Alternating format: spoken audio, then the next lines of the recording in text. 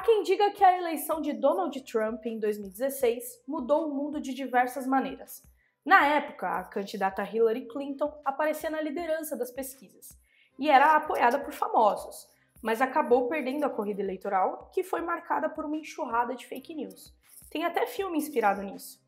Depois do resultado das eleições, esse termo passou a ser levado a sério, fake news, e inspirou o surgimento de organizações dispostas a combater a desinformação, além de debates intensos, e acabou se tornando a bola da vez nas conversas de boteco. E essa mesma enxurrada de desinformação, claro, aterrissou no Brasil. E aí teve kit gay, mamadeira de piroca, agora tem até a história de que, se a esquerda vencer a eleição, igrejas evangélicas serão fechadas. É óbvio que tudo isso é mentira, mas não deixa de impactar a sociedade e, obviamente, o processo eleitoral. Então, nessa corrida eleitoral para a presidência da República, obviamente, a situação não vai ser diferente. É por isso que, nesse segundo episódio do E aí, a gente recebe Mayara Stelli, uma das cofundadoras do Sleeping Giants. Eu sou a Ilma Teixeira. E eu sou Bruna Calazans e esse é o E aí Podcast.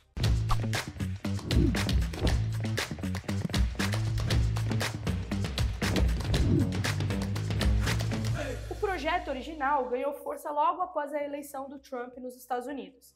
É uma organização que trabalha para combater as desinformações e fake news no âmbito digital.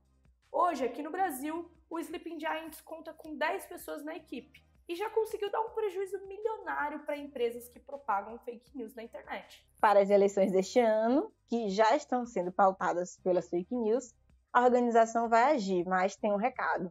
A sociedade precisa ajudar. Então vamos conferir o papo com a Mayara? Mayara, prazer recebê-la no segundo episódio do E aí, novo podcast aqui do Yahoo. E pra gente começar a entrar nesse assunto, né, que é um assunto bem extenso, que vai desde o kit gay até Ratanabá, conta um pouco pra gente como que nasceu o Sleeping Giants Brasil, por favor. Tudo bem, gente? Tudo bem, Bruna? A Ilma, tudo bem? O prazer é meu estar participando do podcast de vocês. A ideia é incrível. Quando eu fui convidada, fiquei muito feliz. E não demorou muito para aceitar, porque a gente admira bastante o trabalho que vocês fazem no Yahoo, enfim, nas notícias, no ambiente informacional, né? Então, fiquei bem feliz de ter visto que o podcast saiu, enfim, feliz de ser convidada. Então, o Sleeping, na verdade, ele surgiu... ele é um movimento global, ele surgiu nos Estados Unidos e foi fundado lá por 2 publicitários, o nome deles é Matt Rivets e Nandini Jimmy.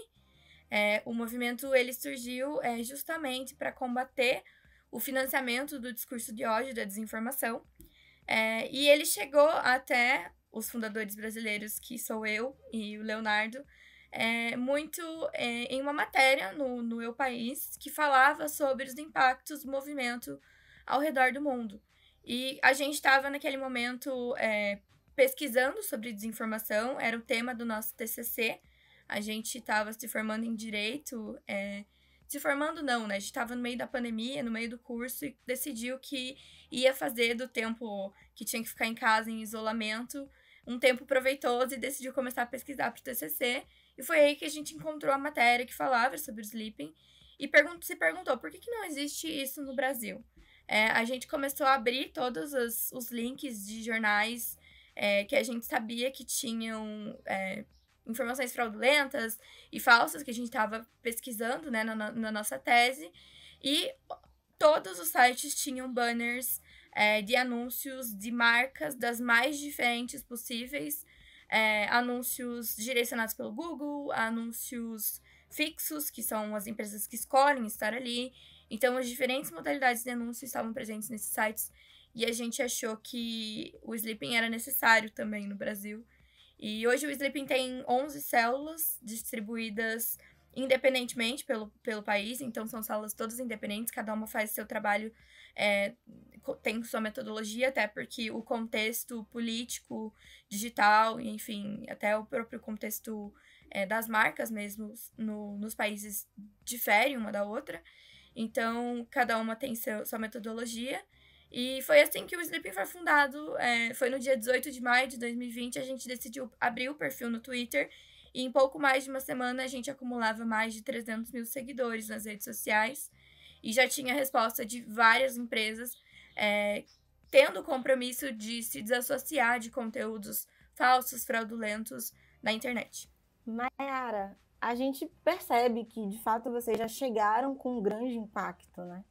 Rapidamente, o Sleeping Giants Brasil se disseminou, então as pessoas já conheciam, já acionavam vocês quando viam ali, né, alguns anúncios em veículos propagando fake news, mas eu queria entender um pouco melhor, falando um pouco da matriz, né, aqui no Brasil, como é que é o modus operandi de vocês para denunciar fake news, para poder realmente ir atrás das empresas e tentar fazer com que elas quebrem, né, aquele ciclo de financiamento quando vocês detectam algum veículo repercutindo informações falsas. Hoje, a gente tem uma metodologia, a gente, ao longo do tempo, foi desenvolvendo ela. Então, como a coisa começou sem pretensão, acabou que, no início, a gente simplesmente fazia uma pesquisa e aglutinava, né, todas as checagens, enfim, notícias que já tinham sido desmentidas daquele determinado site, enfim, listas de sites de desinformação. A gente acompanhava a CPI das fake news, né, em 2020 mesmo, eu acho, 2019, 2020, que tinha sido pausada, mas já tinha tido listado ali alguns produtores desse tipo de conteúdo. Então, era mais uma coisa a se observar. A academia, né, o próprio jornalismo já tinha listado, assim, algumas vezes e citado alguns jornais que tinham esse perfil de fraudulento, né, um perfil que propagava o ódio. Então, a gente começou desse jeito, fazendo uma pesquisa em cima desses sites, que eram os sites que também estavam na nossa pesquisa acadêmica.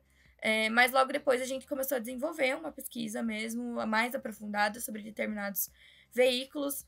A desinformação não está presente só no âmbito da direita, né, como muita gente pergunta. Então, também tem o outro lado. Obviamente, com visualizações e acessos ínfimos perto da direita hoje, mas existe, então acho que a gente não pode ignorar isso. E então a gente passou a listar mesmo esses sites, fazer uma pesquisa aprofundada em cima deles. Hoje o Sleeping tem uma equipe, né? A partir do momento que depois de 2 anos, a gente conseguiu fazer uma arrecadação virtual, e hoje a gente tem uma equipe de 10 pessoas, e essas 10 pessoas fazem parte de toda a metodologia do Sleeping, até você apontar um site como um perfil desinformativo, como um site desinformativo. Tem muita pesquisa envolvida e é o trabalho que ninguém vê, né? As pessoas veem muito lá a thread na internet falando sobre o site, e toda a prévia de pesquisa que existiu, as pessoas não veem, mas é um trabalho que é gigantesco. Eu acho que, se eu pudesse dizer hoje, o maior trabalho, na verdade, é identificar o comportamento desinformativo dos sites. Porque existe muita fake news, mas existe também muita notícia sensacionalista que difere. Existe o jornalismo, que o jornalismo também erra, acho que é importante dizer isso. Então, existem várias nuances ali até você identificar realmente qual foi a intenção daquela pessoa publicar uma notícia, né? Então, a gente continua fazendo uso, né, das checadoras, da academia, enfim, do jornalismo profissional para fazer essa identificação. E então, até o próprio judiciário ajuda bastante. Vários desses sites, como por exemplo, o primeiro site onde a gente fez campanha, ele tinha inúmeras condenações na justiça não é nem por fake news, era por discurso de ódio contra magistrados. Então, eles tinham atacado, acho que o Felipe Santa Cruz, que era o presidente da OAB naquela época. Enfim, vários magistrados, e questionando até as instituições democráticas. Então, eles tinham algumas condenações, eles tinham perfis apócrifos, então eles criavam jornalistas para falar várias inverdades, e depois a justiça não conseguia encontrar esses jornalistas, porque obviamente eles não existiam. Então, são várias táticas, né? Até identificar cada tática, cada perfil, o que cada um faz para propagar a desinformação. É um pouco de pesquisa, assim, bastante, na verdade. Um trabalho bem complexo, dá para ver, né? Porque, de fato, há uma diversidade de conteúdos aí que podem gerar desinformação, e nem tudo é fake news, nem tudo parte ali de uma má-fé, de uma intenção realmente de gerar algum dano. Claro, você contou, e a gente faz a meia-culpa, a gente, como jornalista, também erra. né? Mas cabe se retratar, se corrigir, e obviamente quando a gente erra, não parte de nenhuma intenção de acabar prejudicando a imagem pública de alguém, ou alguma campanha, algum projeto sério, como a gente vê acontecer a todo tempo, com conteúdos realmente enganosos. Mayara, a gente falou agora sobre internet, né? Acho que muita gente tem essa visão de que a internet é meio terra de ninguém, e o Sleeping tá aí provando que não é bem assim. E eu acho que é praticamente impossível a gente falar sobre fake news, sobre internet, e não citar o impacto das redes sociais nessa soma aí, né? A gente teve o Facebook, o próprio Mark Zuckerberg respondendo judicialmente após a eleição do Trump, toda aquela bagunça. E agora, para as eleições de 2022, a plataforma, que assumiu o nome de Meta, se comprometeu a minimizar os impactos das fake news e das desinformações. Eles vão disponibilizar uma ferramenta com mensagens sobre as eleições e um rótulo específico para que os usuários possam acessar conteúdos legítimos, né? Conteúdos que você pode confiar. Você acredita que esse tipo de ação de uma empresa como o Facebook, que já ficou marcada aí por ser um grande propagador de fake news, são de fato efetivas, ou é tipo colocar um band-aid em cima de uma hemorragia? Eu acho que é uma pergunta muito difícil, né? Que acho que tá todo mundo em torno de como as plataformas têm que agir contra conteúdos que violem os termos, né? Os próprios termos das plataformas. E as plataformas querendo fugir dessa responsabilidade já há bastante tempo. Mas eu acredito que hoje em dia tá todo mundo meio que numa união, né? Tipo assim, todo mundo já concordou que, por mínimo que seja, as plataformas têm que ter responsabilidade, como qualquer outra empresa. Eu acredito que, para além das ferramentas, né, que elas dizem implementar, eu acho que falta efetivamente implementar, né? Eu acho que passa muito pela transparência também, né? Hoje a gente sabe que tem regras no Twitter contra a desinformação. No início do ano, o Sleeping atuou para tentar trazer para o Brasil uma ferramenta que o Twitter não tinha ainda aqui no Brasil, que era o de denúncia dos usuários para conteúdos que propagavam a desinformação eleitoral e conteúdos que eram eram fraudulentos sobre a pandemia de Covid-19. Já tinham passado 2 anos de pandemia e o Twitter ainda não tinha uma ferramenta de denúncia sobre conteúdos falsos relacionados à pandemia de Covid. E só no início do ano eles implementaram, por pressão pública de toda uma rede ali do Twitter. O nome da campanha foi Fake News Mata, e a gente enviou mais de 7 mil e-mails para o Twitter de fora, o Twitter americano, para que essa ferramenta fosse implementada. O que acontece? A ferramenta foi implementada, agora ela não é usada. Então eu acho que falta muito, assim, até é usada pelos usuários, mas não tem resultados efetivos dentro do Twitter. A gente denuncia e o conteúdo continua no ar. Então, eu acho que cabe, né, uma conversa sobre liberdade de expressão e tudo mais, passa muito sobre isso, mas a liberdade de expressão não é o princípio mais universal do mundo, né? E a gente sabe disso. Então, eu acredito que a desinformação, o discurso de ódio devem, sim, ser combatidos. Você não tem liberdade de expressão para propagar o ódio e o extremismo. Isso eu sou completamente contra, o Sleeping é completamente contra. Então... E a desculpa máxima do pessoal é falar, não, eu não tô sendo homofóbico, racista, preconceituoso, eu tô usando a minha liberdade de expressão. A gente viu aí um influenciador bem grande nos últimos meses falando sobre isso, né? E o caso ganhou uma grande repercussão, ele foi demitido, enfim. E é sobre aquilo, né? Você não pode usar o seu ódio pra se camuflar na liberdade de expressão. Não funciona desse jeito. Então, assim, eu acho que essa desculpa master tem que parar de ser utilizada pelas plataformas, inclusive. que ficam lá se resbalando na liberdade de expressão do usuário e acabam não derrubando conteúdos que têm, sim, capacidade de influenciar as eleições, que têm capacidade de influenciar a sociedade como um todo, que têm consequências na sociedade. Então, até hoje eu vejo conteúdos de grande relevância, com milhares de curtidas, falando sobre a vacina, falando sobre cloroquina, falando sobre ratanabá.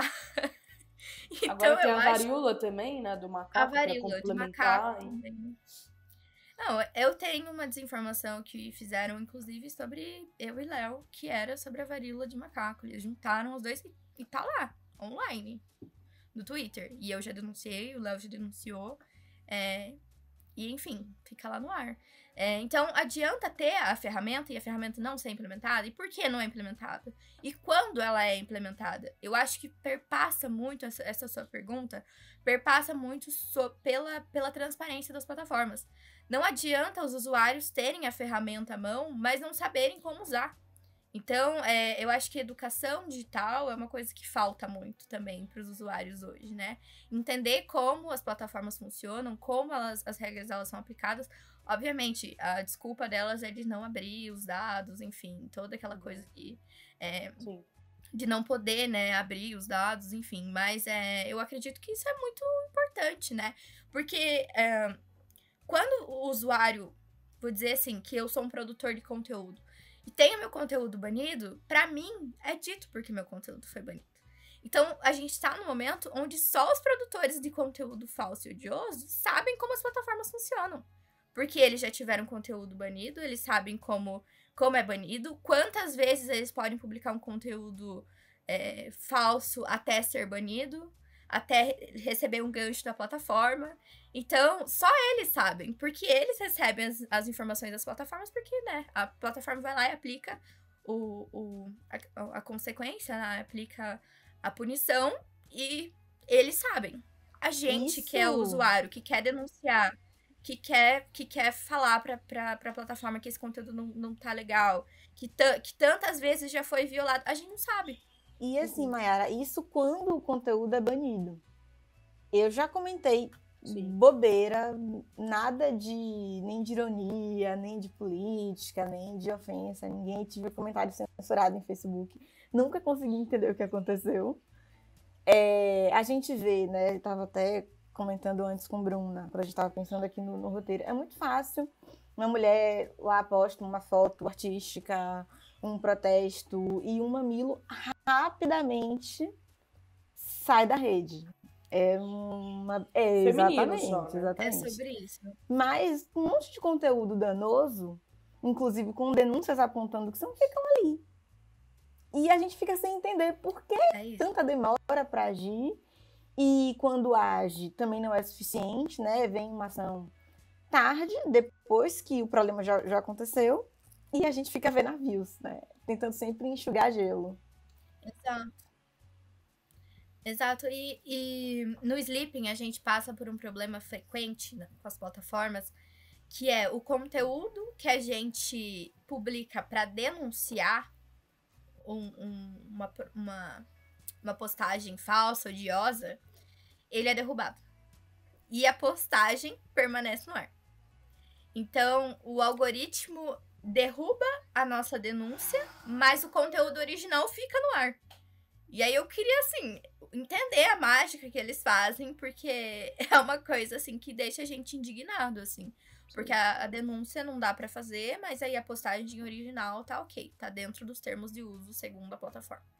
Então, é muito difícil a gente entender como isso é aplicado, né, por elas e, enfim... Eu acho que, pra mim, a transparência é uma coisa que falta, assim, muito nas plataformas. Não adianta ter trilhões de ferramentas se a gente não souber como usá-las, se não ensinar os usuários a usar, se não falar com os usuários sobre isso, se deixar numa página, enfim, umas letrinhas minúsculas lá no final da página. Então, acho que falta muito disso. E é interessante você falar sobre transparência, porque esses dias a gente... se deparou com uma reportagem do New York Times, né, falando sobre o TikTok, que é a rede social do momento. e que é uma rede social que não estava tão grande assim, não tinha essa expressão tão gigantesca como tem hoje nas últimas eleições aqui presidenciais no Brasil, e que se tornou uma das principais redes sociais nas últimas eleições dos Estados Unidos. E é uma plataforma que não tem ali uma transparência tão grande quanto o Twitter e o Facebook, por exemplo. Ela não libera acesso à interface de programação para que as pessoas verifiquem as medidas tomadas, e entre outras coisas. E tá ali a galera mais jovem, consome, às vezes fica o dia inteiro ali naquele timeline infinito, né? E trazendo essa questão para o cenário brasileiro, principalmente considerando que foi uma plataforma super utilizada. O Joe Biden fez um vídeo que viralizou no TikTok, dele se arrumando e tal. Você acredita que o TikTok pode ser uma das principais redes sociais nas eleições agora presidenciais 2022 e quais riscos você vislumbra assim, que ela pode trazer para o nosso processo eleitoral? Enfim, então, a gente tem estudado bastante o TikTok justamente pensando nessa preocupação, né, de como ele tá aumentando cada vez mais o número de usuários, enfim, pessoas muito jovens, né, estão lá dentro. O TikTok tem se mostrado, eu vou dizer que mais receptivo, eu acho, com os compromissos, né, ele foi uma das plataformas que entrou naquele compromisso com o TSE para tentar deixar a plataforma mais combativa, vou dizer assim, contra a desinformação e discurso de ódio. Mas a gente precisa ainda entender, né? Eu acho que o algoritmo dele é muito, como você mesmo disse, é uma coisa que a gente não tem ainda a experiência, né? Enfim, não consegue decifrar, né? Como ele funciona.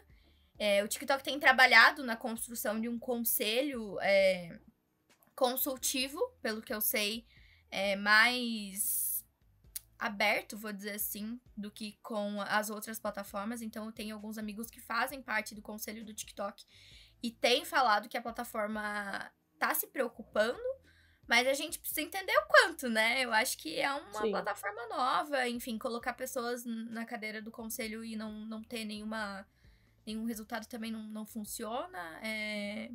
Mas eu acredito que é uma rede que tem um potencial bem grande, sim. É o conteúdo do momento, né? O conteúdo dos videozinhos. Ninguém mais tá com paciência pra assistir YouTube, tanto que o YouTube tá caindo cada vez mais. Vídeos longos não tem mais prendido a atenção tanto quanto prendiam antes. E a era agora é dos 15 segundos e você aprender tudo em 15 segundos, o que é muito preocupante, né? A gente tá nesse imediatismo horroroso, onde ninguém tem paciência pra nada, todo mundo quer ver as coisas rápido, e isso é um pouco também da desinformação, né? Resolver rápido uma coisa que é complexa. Até a própria desinformação é assim, né? Aquela coisa, a resposta da desinformação é muito fácil, né? Ah, existe a pandemia? Não existe. Ah, vacina, não faça vacina, não funciona. Sabe? Então, é uma resposta muito fácil, muito rápida. Enfim, todo mundo quer acreditar naquilo e não funciona desse jeito, não é assim. Acho que, principalmente no campo da educação, né? Acho que essa coisa da pandemia pega bastante. E o TikTok é assim, respostas rápidas e fáceis e tudo é muito belo.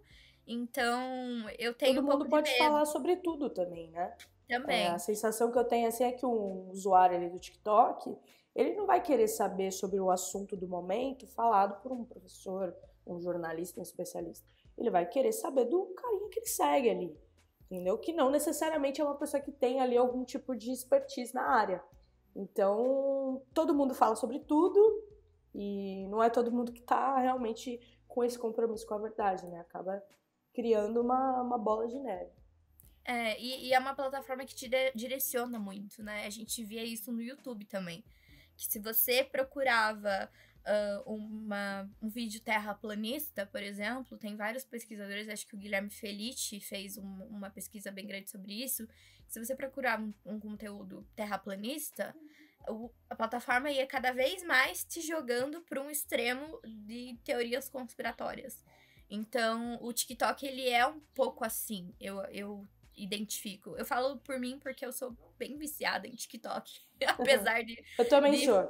Então, é um negócio que te prende e cada vez mais o algoritmo entende o que você quer ver, é o que você se interessa. E se você vê um vídeo de terraplanismo até o fim, ele vai te indicar outro, e te indicar outro, e te indicar outro, e assim Sim. você vai, né? Ele não vai contra o que você viu. Então, nossa, a Mayara viu um vídeo terraplanista, mas isso é falso. Eu vou indicar pra ela um conteúdo de um geólogo falando. Não, ele vai te indicar um conteúdo sobre fulaninho que fala mais sobre terraplanismo.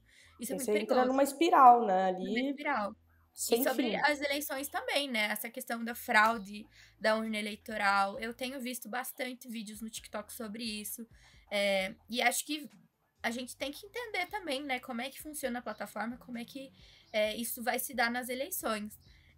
A preocupação grande das pessoas está no WhatsApp, no Telegram, mas a gente tem que ficar atento porque vídeo é o conteúdo do momento. O audiovisual tem pegado muito a galera. Então, eu acho que a gente tem que ficar bem atento com o TikTok. Aproveitando, gente, o nosso primeiro episódio aqui do E aí Podcast foi justamente falando sobre influenciadores. A gente recebeu a Gabi Oliveira, que tá aí na internet há bastante tempo, é ativista, e a gente conversou com ela sobre influenciadores e política, como que isso se relaciona, será que tem a ver? Vocês já podem estar ouvindo aí no Spotify e nas principais plataformas de podcast. Estava ouvindo vocês falarem sobre o TikTok, que é uma grande preocupação agora, porque ainda não tinha essa força na eleição passada e, de fato, é essa rede, né? Que todo mundo está lá, é muito jovem, mas não só jovem, é tudo muito rápido, às vezes um conteúdo que não dá conta de esclarecer uma situação, mas que é facilmente disseminado. E, assim, a gente pode dizer que o TikTok, assim como outras redes sociais, se comprometeu, né, a combater desinformação, sei lá, vou memorando com o TSE, mas, assim, o que a gente percebe é que não é muito difícil reverter as sanções que eles prometem aplicar. Porque, por exemplo, eu estava lendo uma matéria que ela citava um exemplo, essa mesma matéria que o Bruno citou do New York Times, que era a hashtag Stop the Steal, que eles tinham bloqueado. Aí vai lá, bloqueia a hashtag, os usuários rapidamente botam lá Stop the Steal com 3, 4, 5 L's e tá tudo certo, até que a plataforma perceba, né, ou que haja uma denúncia. Eles estão buscando formas ali de subverter aquela punição, já deu problema. Então, a gente tem essa dificuldade mesmo, até nas ações propostas, de ter, de fato, uma efetividade. E assim, a fake news da vez agora, né, não sei se vocês estão acompanhando aí, pelo menos na semana que a gente tá gravando, é de que se a esquerda vencer a eleição presidencial, as igrejas evangélicas serão fechadas. E essa teoria, é óbvio, né, tem um respaldo político aí. O deputado Marco Feliciano, do PL, que é também evangélico, tem pregado isso sob o pretexto de alertar os evangélicos, como ele próprio disse à rádio CBN.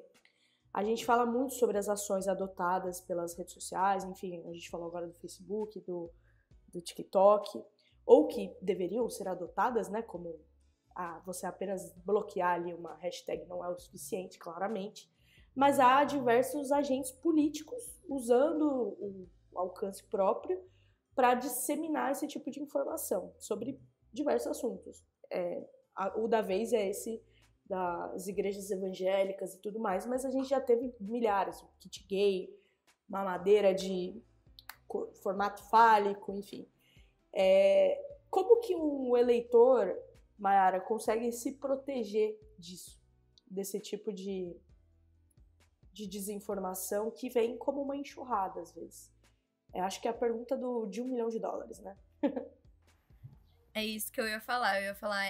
Essa é a pergunta que tá todo mundo tentando responder, né? Como ter um pleito eleitoral mais saudável, menos extremo e com menos impacto da desinformação, né? Como fazer você ter a confiança sobre o que você lê, sobre o que você vê sendo publicado. E não tem não tem uma fórmula mágica, né? A gente ainda não chegou nessa fórmula mágica de como conter a desinformação. Eu acho que como como eu estava mencionando, falta muita educação midiática, falta muito das pessoas pararem de quererem ser imediatista, acreditar em tudo muito rápido e irem pesquisar mesmo. Acho que até para a própria votação, né? Ah, mas vou escolher qualquer candidato ali e vou votar. Não, eu acho que você tem que pesquisar, acho que você tem que entender o histórico daquele determinado candidato, do que ele tem falado, do que ele tem defendido, e ver se condiz realmente com o que você quer para o futuro do país, do futuro da nação. Enfim, pro futuro da sociedade, pro futuro do ambiente digital. Eu acho que tudo isso você precisa de uma pesquisa, enfim, entender mais sobre o assunto, entender sobre o que você mesmo acredita, entender se aquilo é realmente verdade, né? Se com a eleição do Lula, é isso? As igrejas realmente vão fechar? Quem disse isso? Onde foi dito? Qual o poder de decisão dessa pessoa, né? Porque não adianta o vizinho da esquina falar que as igrejas vão fechar, porque não vai. Então, acho que a gente tem que entender todo um contexto de cada fala. Dá trabalho? É óbvio que dá trabalho, né? Aquela coisa. A gente não vai ter resposta fácil para um problema complexo.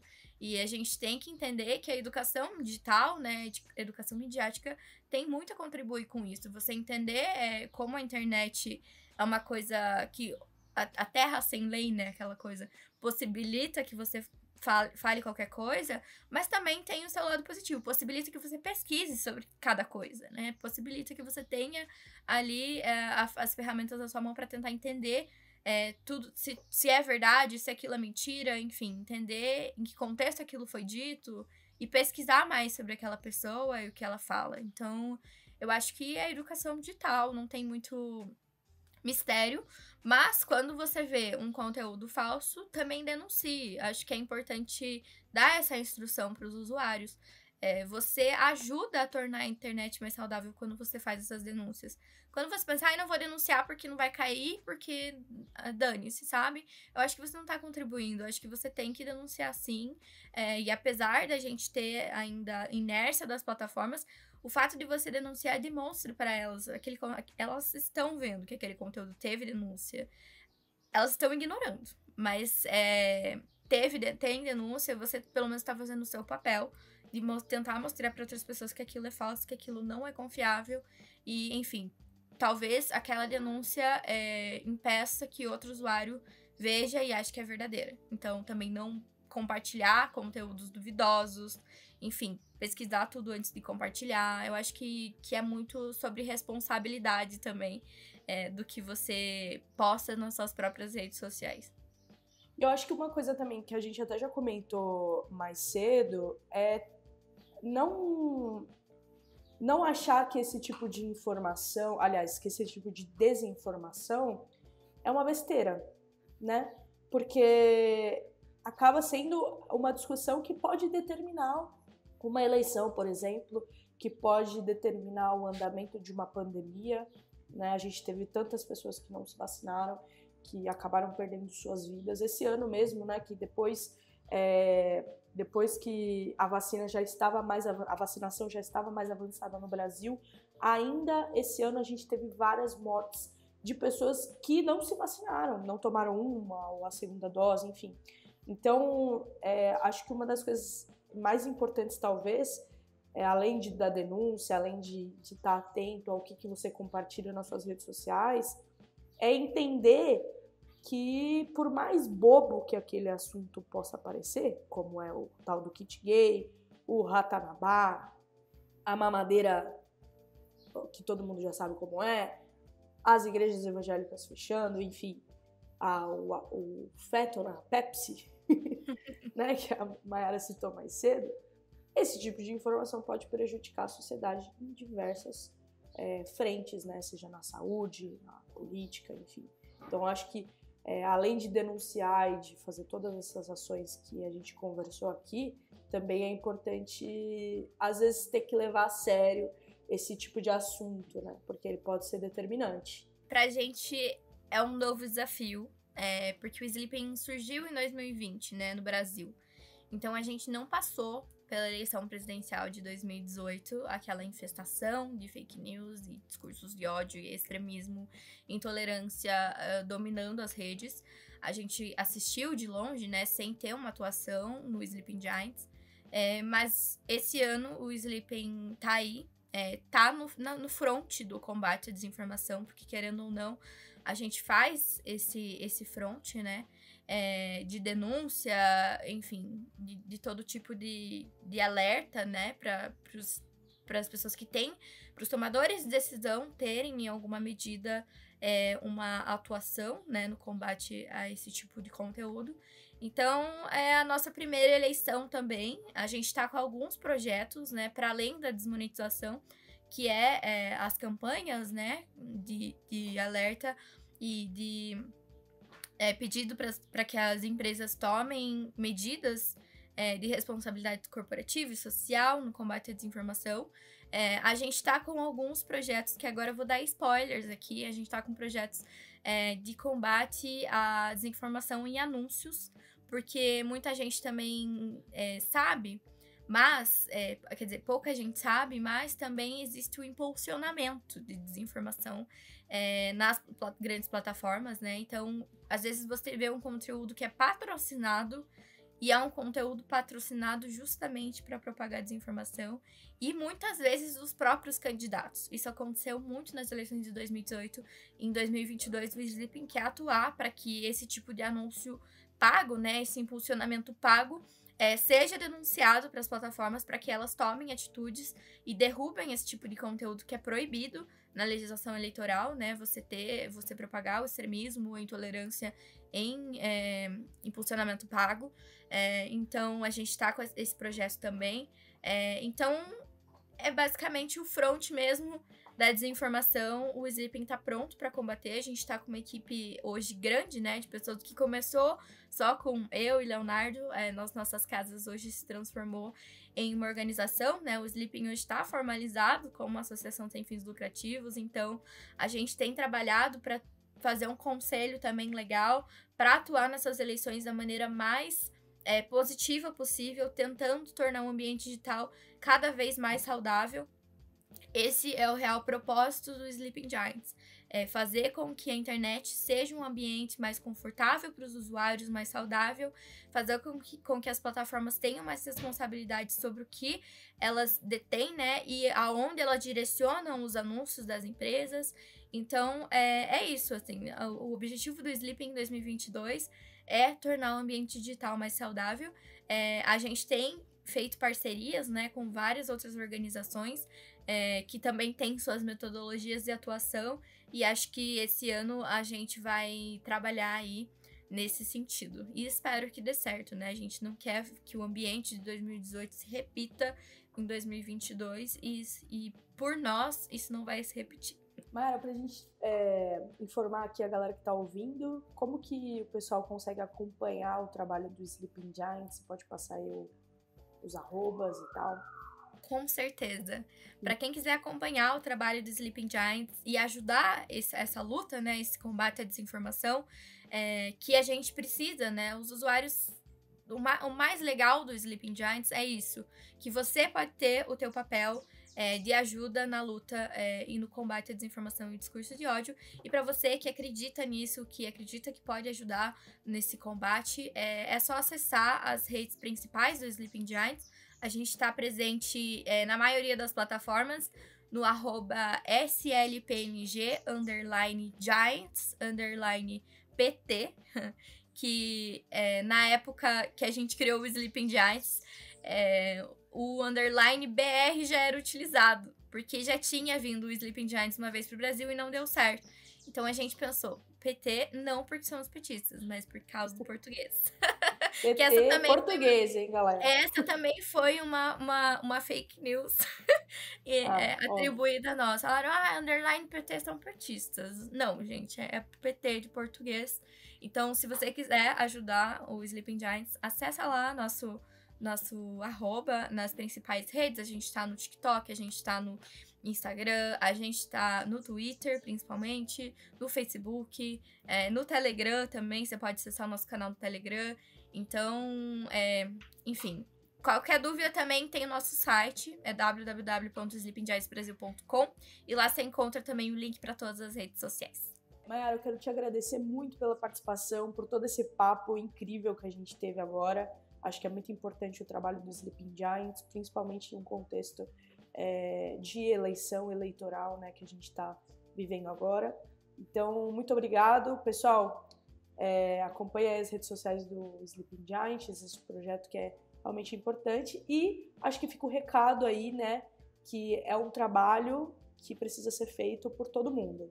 Então, a desinformação, as fake news, elas estão aí, às vezes numa conversa de zap ali do grupo da família, às vezes numa televisão, num comercial, mas precisamos que todos estejam atentos e compromissados em combatê-los.